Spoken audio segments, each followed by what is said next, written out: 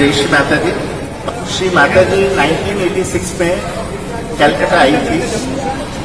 उस टाइम में जितने भी सहयोग के ब्रदर सिस्टर्स थे वो मेन सेंटर में उतरे थे। ऊपर में 5, 6, 7 तल्ला जो भी होटल है वो हम लोग का घर था। तो वहाँ पर जितने भी लीडर और सब आए थे सब वहाँ पर ही रुके हुए थे।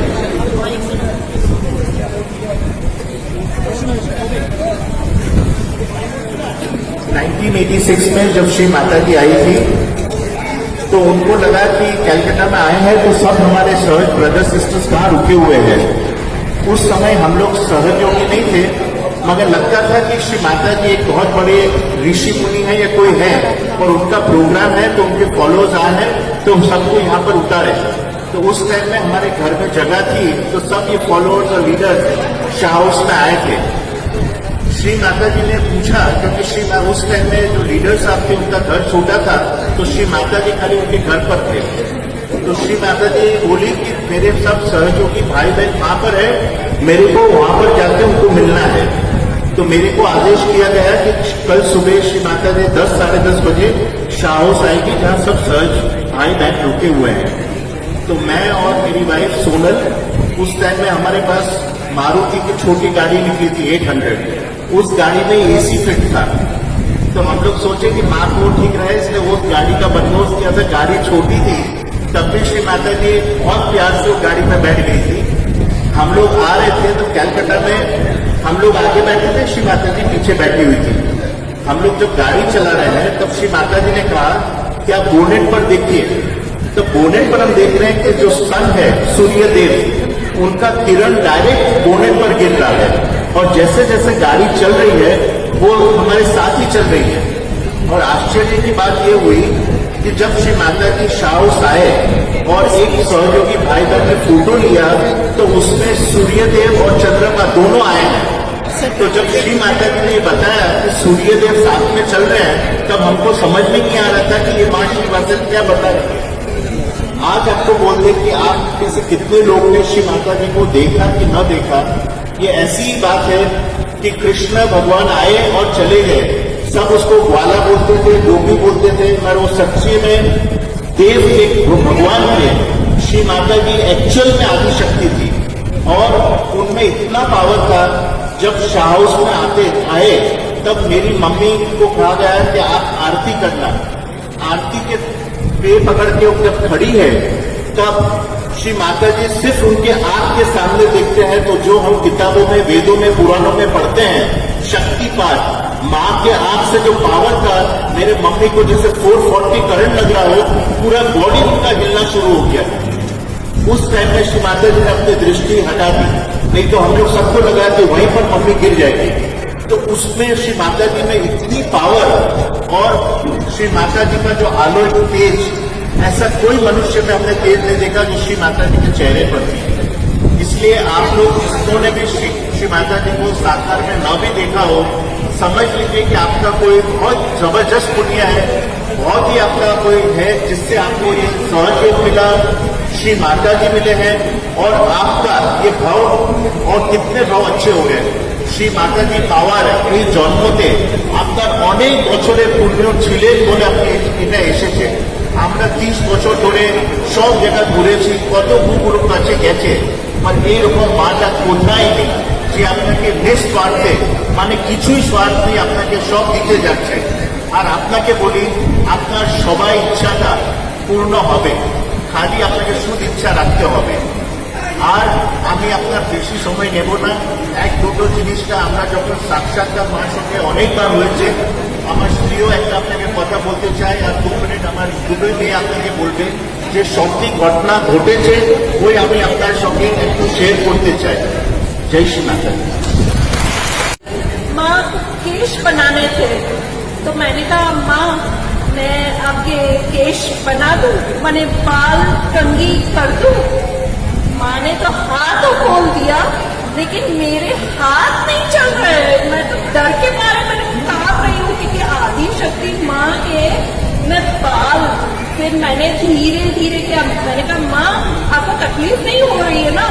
माँ मैंने धीरे धीरे ऐसे बाल उनके धीरे धीरे किए, फिर फिर थोड़े तो बाल, एक तो बाल, मैंने कहा माँ मैं ये बाल रख लेती हूँ माँ अपने पास, ये मैं अपनी मैंने एक बहुत कीमती चीज है जो माँ के बाल मेरे पास है। तो माँ ने कहा नहीं नहीं वो बाल नहीं रखना है, तुम इधर आओ, यहाँ पे मेरे कान में सुनो। मैंने तो कहा माँ क्या? माँ ने कहा मेरे कान पे आओ और तुम सुनो। मैंने माँ के कान पे ऐसे मैंने माँ के कान पे सुना और माँ के गाल मेरे चीज के साथ मेरे इतने सॉफ्ट और इतना ठंडा और वाइब्रेशन आ रहा था। फिर मैंने कान में धीरे से सुना तो वहां पे पूरा समुद्र मेरे को सुनाई दे रहा था। आप लोग समझ रहे हैं ना मैं क्या बोल रही हूँ? मैंने সবাই বুঝতে পেরেছে না কি বলছি আমি? সবাইকে বুঝতে পেরেছেন?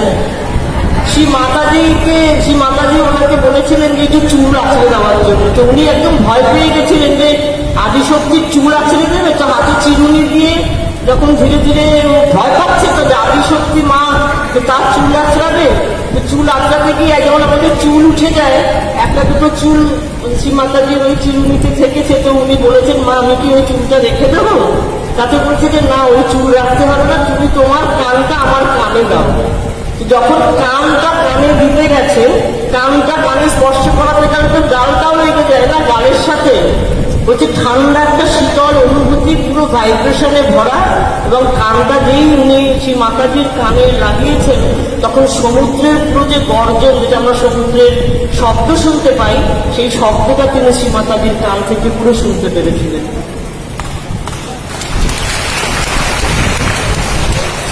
टू या थ्री इंसिडेंट्स मैं बताना चाहूंगी जो एक्चुअल में हम लोग को बिलीव ना हो वैसे होते हैं।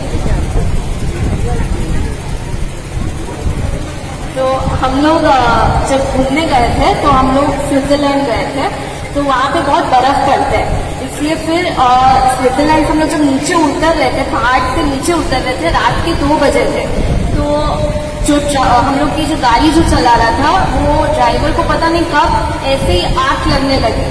रात का टाइम था और खाली रास्ते थे, इसलिए उसका पता नहीं कब आग लगने लगा, तो हम लोग को भी पता नहीं चला, तो उसका थोड़ा बैलेंस नहीं गया।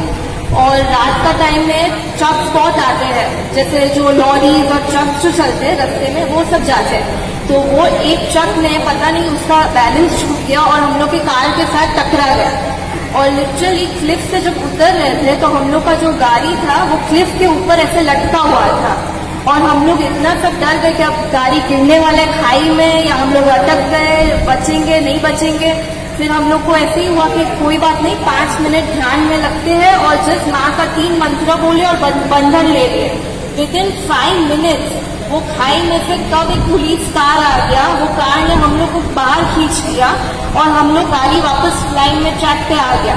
फिर अगर एक पुलिस कार ने एक्चुअल में हम लोग को खींचा होता तो फिर वो हम लोग के गाड़ी के आगे ही दिखना चाहिए ना वो पुलिस का कार। एक गाड़ी आके अगर कोई गाड़ी को ऐसे खींच लेता है तो सबको वो गाड़ी रास्ते में तो दिखना चाहिए था कि वो गाड़ी गया कहाँ। जैसे ही हम लोग वापस रास्ते में आए वो पुलिस कार दिखा ही नहीं, गायब हो गया। कौन आया, कैसे हुआ, किसने खींच लिया, कुछ पता ही नहीं है। रास्ते दूर दूर तक कोई गाड़ी नहीं, कोई पुलिस कार नहीं। अचानक एक गाड़ी बीच से आई और हम लोग को खाई से निकाल के चली गई। इसलिए लिटरली लाइफ और डेथ का सवाल हो गया, हम लोग बच गए। और दूसरा एक जो इंसिडेंट हुआ था, ये जैसे वेरी पर्सनल इंसिडेंट है। 5 इयर्स पहले मुझे ऐसे हम लोग जैसे ब्लड रिपोर्ट्स करवाते हैं, चेकिंग कराते हैं, तो तब मुझे थायराइड आ गया। तो डॉक्टर ने कहा बस अब थायराइड आ गया तो आप दवाई चालू कर दो। मुझे हुआ कि दवाई एक बार लेना चालू किए, अगर थायराइड का तो लाइफ टाइम लेना पड़ेगा। इसलिए फिर ऐसे ही हुआ कि चलो क्लियरेंस करते, अपने आप देखते 6 महीने एक बार ट्राई करते। तो 6 महीना के बाद जब वापस ब्लड रिपोर्ट्स करवाए तो देखा थायराइड चला गया। डॉक्टर बोला ये जो जिसने भी ब्लड रिपोर्ट्स किया है वो गलती है, आप दूसरे जगह से करवाओ। उसमें एकदम थायराइड चला गया। तो फिर डॉक्टर भी शॉक हो गए कि ये कैसे हो गया, थायराइड जिसको आता है वो लाइफ टाइम रहते हैं, आप ऐसे कैसे चला गया। तो बोले कि आप जिससे करवाए उसका मशीन ही बिगड़ा हुआ है, आप दूसरा जगह से ब्लड टेस्ट करवाओ। इसलिए हम लोग को ठीक है चलो एक दूसरा जगह से करवा लेते हैं। दूसरे जगह से कराया उसमें भी चला गया। इसलिए ऐसी चीज हो गई कि जो चीज मुझे आई थी अपने आप कैसे क्लियर हो गई, चली गई, पता ही नहीं चला। डॉक्टर भी शॉक हो गए कि ये क्या हो गया। ये सारे चमत्कार हुए, इतने सारी चीजें हुए कि अगर हम लोग लिस्ट बनाने बैठ जाएंगे तो पूरा दिन या पूरा साल बीत जाएगा। तो मैं ज्यादा आपका वक्त नहीं लूंगी, पर मैं कुछ ही बात बताना चाहूंगी। जब से मैं सहज योग में सीरियसली करने लगी हूँ, मेडिटेशन रोज करने लगी हूँ, आप यकीन नहीं करेंगे मेरे स्टडीज में इतना अच्छा हो गया कि मैं पास्ट 7 years से सिर्फ फर्स्ट ही आ रही हूँ। और अभी मेरा MCOM फर्स्ट ईयर का रिजल्ट निकला, उसमें भी मैं फर्स्ट आई हूँ और मुझे गोल्ड मेडल मिलने वाला है। और ये सब माँ की ही कृपा है, उसकी वजह से ये हो रहा है। तो माँ ने इतना कुछ किया है। तो मैं बस एक छोटी सी बात दिल की जो मैंने खुद लिखी है खास श्री माता जी के लिए, वो मैं आपको पढ़ के बताना चाहती हूँ। श्री माता जी ने दिया है सहज योग का वरदान, हमें सिर्फ करना है रोज ध्यान। दिल में बसा दो माँ का नाम, बस फिर हो जाएगा सब काम। माँ के गुण गाए हैं तो कम, सब उनके ही बच्चे हैं हम। माँ के चेहरे की लाली या उनकी लाल लाल साड़ी हमें सब लगते हैं बहुत प्यारी। उनके नाम है अनेक पर मकसद है एक, सहज योग फैल जाए चारों ओर, पूरी दुनिया में बजे ढिंढोरा जोर। सबको मिले आत्म साक्षात क्योंकि माँ का है हमारे सर पर हाथ। हमने जब अपना दिल खोला हो गए हम मस्त मौला। आपने कर दिया हमारा उद्धार, कभी नहीं होगी हार। आ गए हम माँ के दरबार। नहीं जानते ये है किस्मत, तकदीर या भाग्य, पर हमें मिला श्री माता जी को मिलने का सौभाग्य। साकार या निराकार ऐसे मौके हमें मिले बार बार। माँ कर सके हम आपकी सेवा, खिला सके आपको प्रसादी में मेवा। ये है कितनों का सपना, पर सबसे खास है आपको पाना। मिल गए हैं आप हमें तो मिल गया पूरा जहां। और किसी को क्या चाहिए जब आप हो यहाँ। जय श्री माता।